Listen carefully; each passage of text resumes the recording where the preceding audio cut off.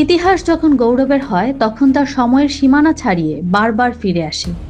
প্রায় ৫০ বছর আগে বাংলাদেশের আনাচে কানাচে কোদাল হাতে যে বিপ্লব শুরু করেছিলেন শহীদ রাষ্ট্রপতি জিয়াউর রহমান, আজ ধ্বংসস্তূপের উপর দাঁড়িয়ে সেই একই পথ বেছে নিয়েছেন তার যোগ্য উত্তরসূরি মাননীয় প্রধানমন্ত্রী তারেক রহমান।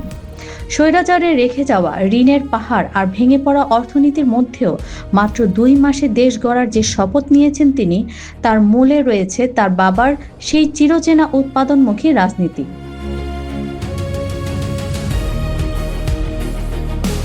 টেকনাফ থেকে তেঁতুলিয়া, বাংলার ধূসর হয়ে যাওয়া মাঠ আর শুকিয়ে যাওয়া খালগুলো আজ আবার প্রাণের স্পন্দন পাচ্ছে।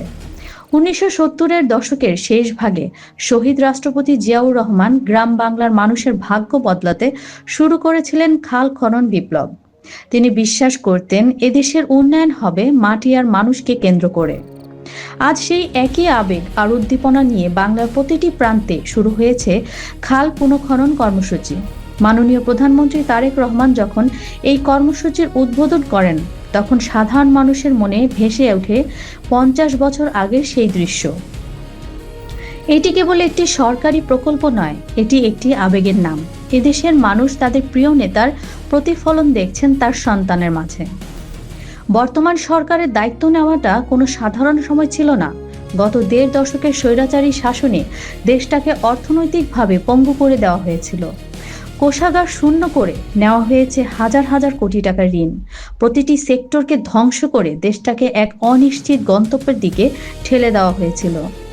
এমন এক বিধ্বস্ত অবস্থায় রাষ্ট্র পরিচালনার দায়িত্ব নেওয়া ছিল চরম চ্যালেঞ্জের। কিন্তু দায়িত্ব গ্রহণের মাত্র ২ মাস কয়েকদিনের মাথায় প্রধানমন্ত্রী তারেক রহমান প্রমাণ করেছেন দেশপ্রেম থাকলে শূন্য থেকেও শুরু করা যায়। বিদেশি ঋণের উপর নির্ভর না করে দেশের সম্পদ আর জনশক্তিকে কাজে লাগিয়ে দেশকে স্বাবলম্বী করার যে লড়াই শুরু হয়েছে, দেশব্যাপী খাল খনন কর্মসূচি তারই প্রথম ধাপ। বাংলার মানুষের কাছে জিয়াউর রহমান ছিলেন এক আশার প্রদীপ।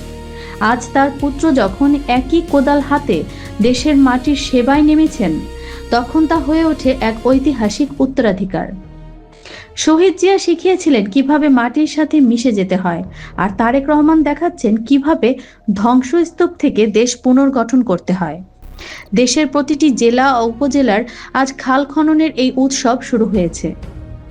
কৃষকের সেচ সুবিধা, জলাবদ্ধতা নিরসন আর পরিবেশ রক্ষায় এই উদ্যোগ আগামীর বাংলাদেশকে এক স্বনির্ভর রাষ্ট্র হিসেবে গড়ে তুলবে। বাবার শুরু করা সেই সবুজ বিপ্লব আজ ছেলের হাত ধরে পূর্ণতা পাওয়ার পথে। স্বৈরাচারের অন্ধকার কাটিয়ে বাংলাদেশ আজ আবার তার আপন ঠিকানায় ফিরছে। মানুষের চোখে এখন আর কেবল স্বপ্ন নয়, আছে সেই স্বপ্ন পূরণে দৃঢ় বিশ্বাস। কারণ দেশের হাল ধরেছেন এমন একজন, যার ধমনীতে বইছে শহীদ জিয়ার রক্ত আর অন্তরে রয়েছে বাংলাদেশের মানুষের প্রতি অগাধ ভালোবাসা।